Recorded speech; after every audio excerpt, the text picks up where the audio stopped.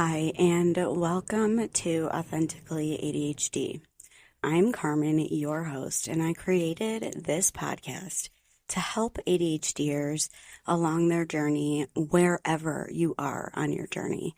When I found out that I had ADHD, I was given medicine and sent on my way. I had to learn for myself that ADHD is not just about attention. I found the latest research because, as per usual, I hyper-focused on it. And then I needed something to do with the paper piles. So I made a podcast, and here we are, so many episodes later. So I thank you for joining me. I want to give a little reminder here that our working memories suck. So if you enjoy this podcast, make sure you follow or subscribe so that you get notifications every time there is a new episode. All right, let's get to the show.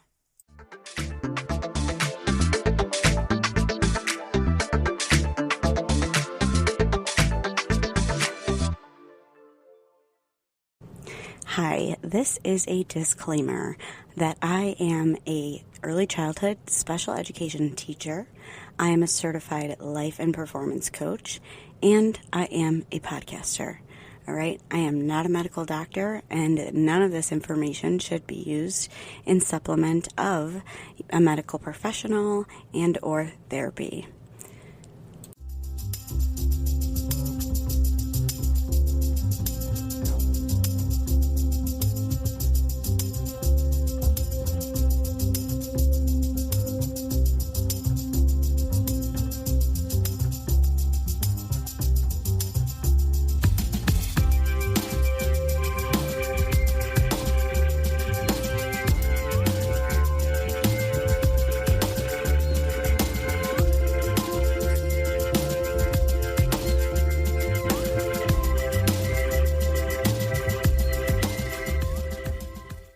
Hi, and welcome back to Authentically ADHD.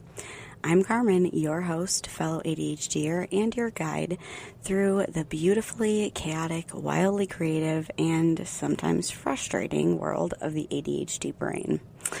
I want to ask you something. Have you ever heard someone say that ADHD isn't real? It's just an excuse, or everyone has a little ADHD because we all get distracted sometimes. Maybe you've even doubted yourself, wondering, do I really struggle with neurodevelopmental disorder, or am I just not trying hard enough? Well, my friend, if any of that sounds familiar, you're in the right place.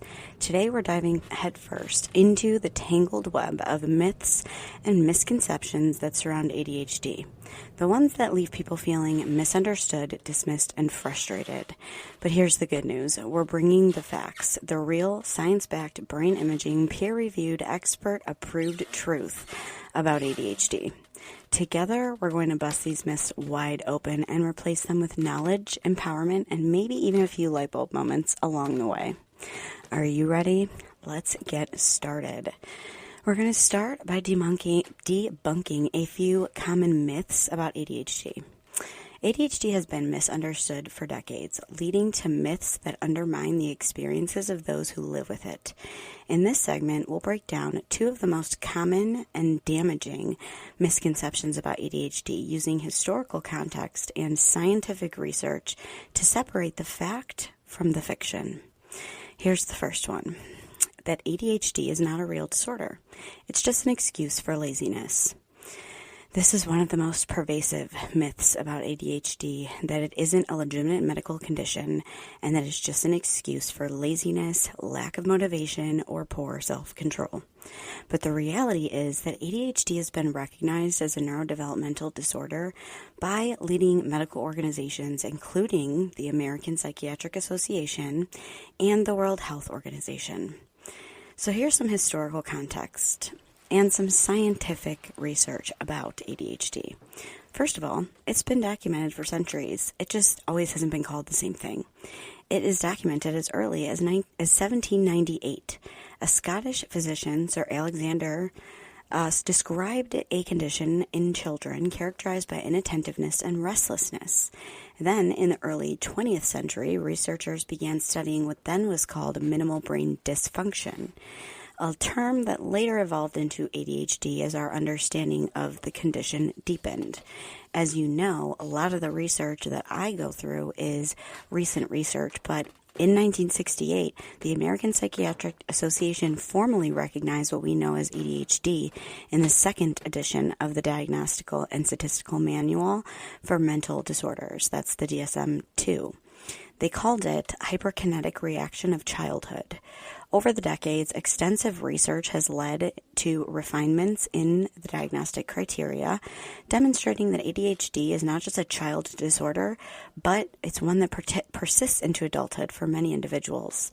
It can even get worse into your adulthood, and people don't realize that, and especially when we're later diagnosed. Thanks to advancements in neuroscience, we now have concrete evidence that ADHD is real. So next time you hear this, you have measurable evidence that ADHD is a measurable brain-based disorder, okay? Brain imaging studies, including fMRI, and that's a functional magnetic resonance imaging, and PET scans, they revealed key differences in the brains of individuals with ADHD compared to neurotypical individuals. First of all, there's structural differences. Research shows that people with ADHD often have smaller volumes in the certain brain regions, particularly the prefrontal cortex, which is responsible for the executive functions that we struggle with, like planning, impulse control, and attention. We also have a dopamine deficiency. ADHD is closely linked to dysfunction in the brain's dopamine system. Dopamine is a neurotransmitter that plays a crucial role in motivation and reward processing, but in people with ADHD, dopamine transporters clear neurotransmitter too quickly. So it eats up all the dopamine before we can even use it, leading to difficulties with sustained attention, impulse control, and task persistence. Then we also have delayed brain maturation. So studies have also shown that brains of children with ADHD tend to develop more slowly in key areas related to self-regulation and decision-making. This doesn't mean that we're incapable. It just means that the developmental timeline is different. It's later. So ADHD is not an excuse. It's a well-documented neurodevelopmental condition backed up by decades of scientific research. Number 2, ADHD is, just a lack of discipline or bad parenting. Another super damaging misconception is that ADHD is caused by a lack of discipline or ineffective parenting. This myth suggests that children and adults with ADHD simply need to just try harder, or that parents need to be stricter to quote-unquote fix their child's behavior. However, scientific research overwhelmingly shows that ADHD is rooted in biology, not upbringing. ADHD has a strong genetic component, meaning that if a parent has ADHD, their child is significantly more likely to have it as well. Studies estimate that ADHD is about 70 to 80% heritable, making it one of the most genetically influenced neurodevelopmental disorders. Twin studies have been particularly revealing. Identical twins who share nearly 100% of their genes are much more likely to both have ADHD than fraternal twins who share about 50% of their genes. Adoption shows that children with ADHD are more likely to have biological parents with the condition, regardless of their adoptive environment. Beyond genetics, prenatal and early life factors can also contribute to ADHD, such as premature or low birth weight, prenatal exposure to nicotine, alcohol, or environmental toxins, and differences in brain chemistry and structure that affect attention and impulse control. Why does this parenting myth persist? ADHD symptoms such as impulsivity, inattention, and hyperactivity can often be mistaken for behavioral issues caused by poor discipline. However, research shows that even children raised in highly structured, nurturing environments can still exhibit ADHD symptoms due to the fact that they have a biological disorder. So the biological nature of the disorder is still going to come out. That said, while parenting does not cause ADHD, it can influence how symptoms manifest. Parenting strategies that focus on understanding, routine, and positive reinforcement can help manage symptoms, but it's not going to cure the ADHD. So next time someone says ADHD is just a discipline issue, remember, it's a neurobiological condition that has been extensively studied, and science proves that it's much more than just bad behavior. Next, we're going to look into understanding the ADHD brain function. So now that we've cleared up some of the most damaging myths about ADHD, let's get into the fascinating science of how the ADHD brain actually works. Because trust me, once you understand what's happening behind everything, it all starts to make a whole lot more sense, okay? So one of the biggest misconceptions about ADHD is that it's just a behavioral issue, when in reality, it's deeply rooted in the brain structure and function. Scientists have spent decades studying ADHD using advanced neuroimaging techniques like MRI and PET scans, and the results are very eye-opening. There are structural and functional differences in the brain. Studies have shown that individuals with ADHD often have differences in the size and the activity of certain brain regions compared to neurotypical individuals. Some of the most notable differences include the prefrontal cortex, and this is the brain's CEO responsible for decision-making, impulse control, focus, and organization. In people with ADHD, this area tends to be smaller and less active, which explains why things like planning, time management, and staying on task can be so challenging. Then there's the basal ganglia. That's a region of the brain that plays a role in movement and reward processing. Researchers have found that people with ADHD often have differences in basal ganglia activity, which can contribute to hyperactivity and difficulty with delayed gratification.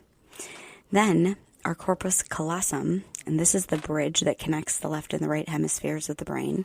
Studies show that in ADHD, there may be differences in the communication between the two sides, which can affect how we process information. You want the real kicker, though?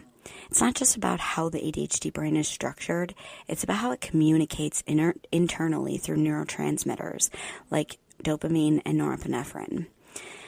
The ADHD brain's chemical messengers are dopamine and norepinephrine.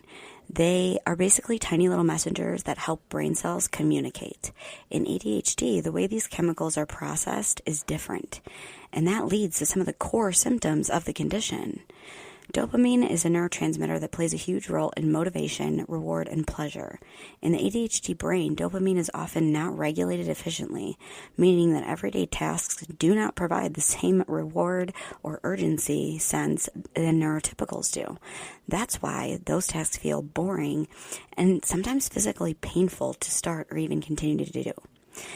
But something exciting, getting instant hyperfocus.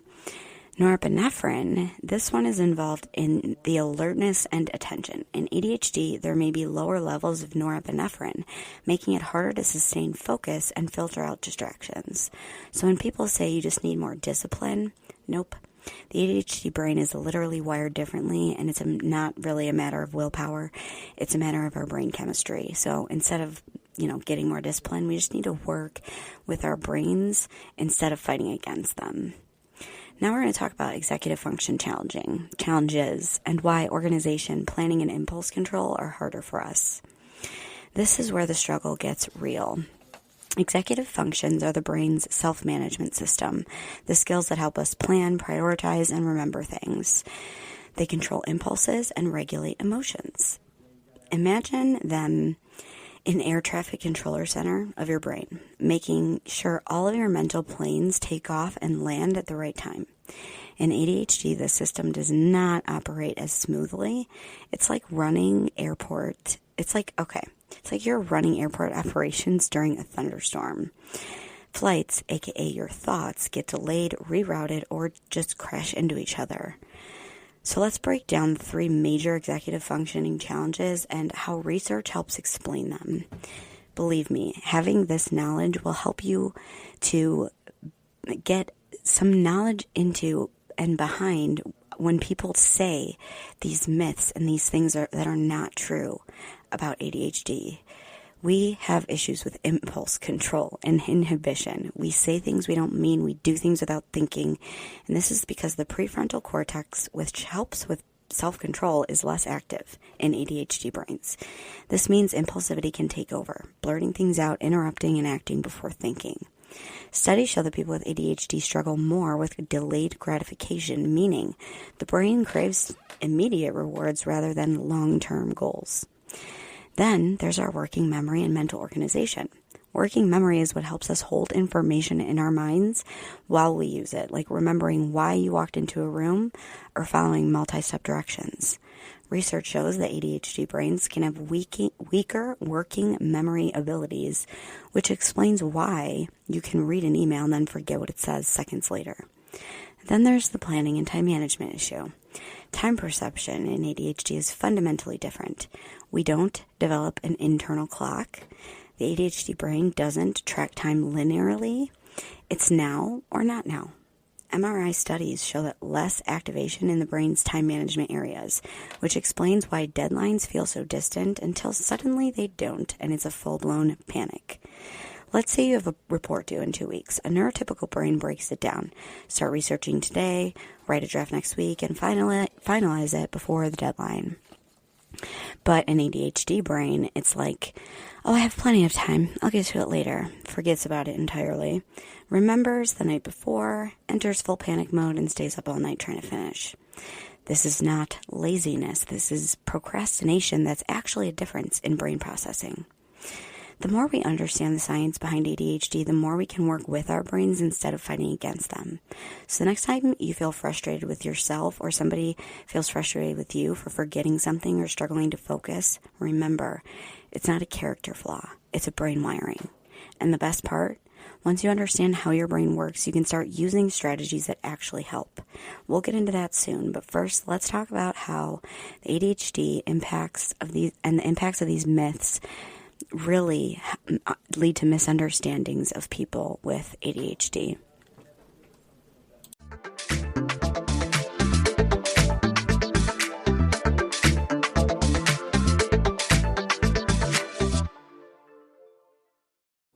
Hey there. If you're looking for a game changer in managing your ADHD, let me tell you about something that's made a huge impact on my life. Focused, the adult ADHD group coaching program by Kristen Carter. This isn't just another program. It's a community. It's a roadmap. It's a lifeline for adults with ADHD who want to thrive. Inside of Focus, you'll find weekly coaching calls with Kristen packed with actionable insights, a supportive community of adults who get it. They get what it's like to live with ADHD. You'll get tools and strategies that actually work for our brains. No fluff, just real results. I've been a part of Focused for over a year, and let me tell you, it's where I've learned so much of what I share with you on Authentically ADHD. It's been a game changer for me, and I think it could be for you too. And here's the best part. If you use my link to join, we both save money. It's a win-win. So if you've been looking for the right ADHD support, this is your sign to check it out. Head to the link in my show notes to learn more and sign up. Let's thrive together with tools and support that we need to succeed. Are you also loving what we're doing on Authentically ADHD but want to take your experience to the next level? Well, I have got something for you. Introducing the Authentically ADHD Patreon, your VIP pass to the ultimate ADHD support hub. As a Patreon member, you'll unlock exclusive perks like early access to every single episode, hear it before anyone else does, a treasure trove of resources that I've made, tools, guides, and worksheets to help you thrive in everyday aspects of life, direct coaching opportunities with me designed to help you harness your ADHD powers, and the cherry on top, an incredible community of like-minded individuals who just get it. You're not alone on this journey, and together we can be unstoppable. By joining Patreon, you're not just supporting the podcast, you're fueling a movement. Together, we're breaking stigmas, embracing authenticity, and creating a world where ADHD is seen as a strength and not just a struggle.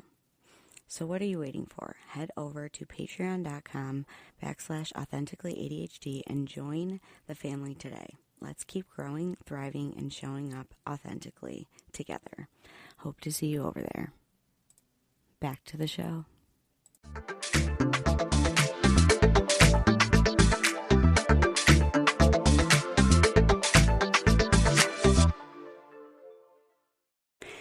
All right, now that we've broken down what ADHD actually is and what it isn't, let's talk about something just as important: how these myths affect the people who live with ADHD every single day.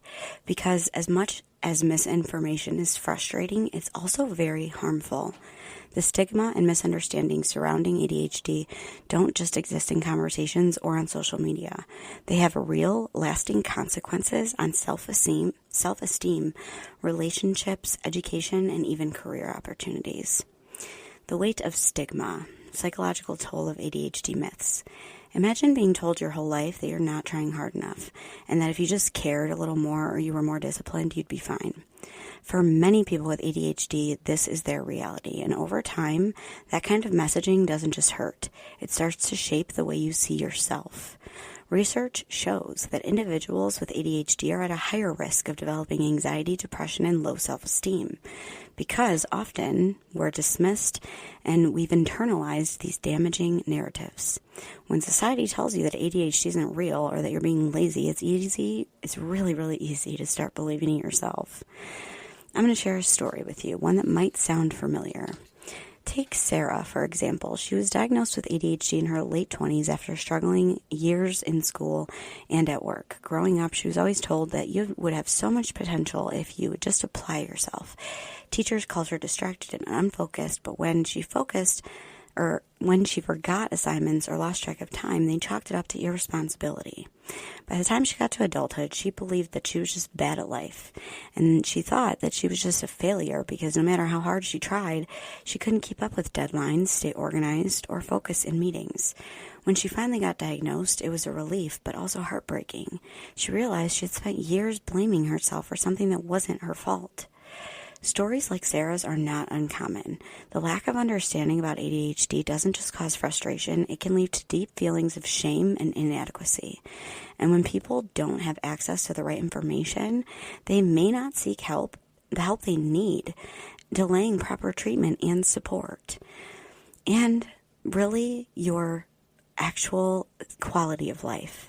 This is why busting these myths matters, because when we place misinformation with education, when we replace that misinformation with education, we empower people to see their ADHD not as a flaw, but just as a different way of thinking with its own strengths and challenges. Now that we've explored the harm that these myths can cause, let's shift gears and talk about what actually works. ADHD isn't just solved by working harder or forcing yourself to focus. It requires evidence-based strategies that help support brain function, reduce symptoms, and make everyday life more manageable. Despite what some say, ADHD is treatable, is actually one of the most treatable disorders that there is. There is no magic cure that will make it disappear, but there are tons of science-backed approaches that can scientifically improve focus, impulse control, and overall well-being. Let's talk about medications first. There are stimulants such as Adderall and Ritalin, and non-stimulants like Strattera. These help regulate dopamine and norepinephrine levels in the brain. And despite common myths, they aren't about dulling someone's personality or making them dependent. They are not addictive. I just want to put a little plug in here that there is also research backed saying that a person who has ADHD is much more likely to get addicted to an unhealthy substance if they are not treated by age 12. So instead of thinking of medication as like something that's bad, something that will dull somebody's personality, or something that's addictive, think of medication as glasses for the ADHD brain. They do not change who you are, and they help things come into focus. Studies show that stimulant medications are effective for about 70 to 80% of people with ADHD, improving focus, impulse control, and working memory.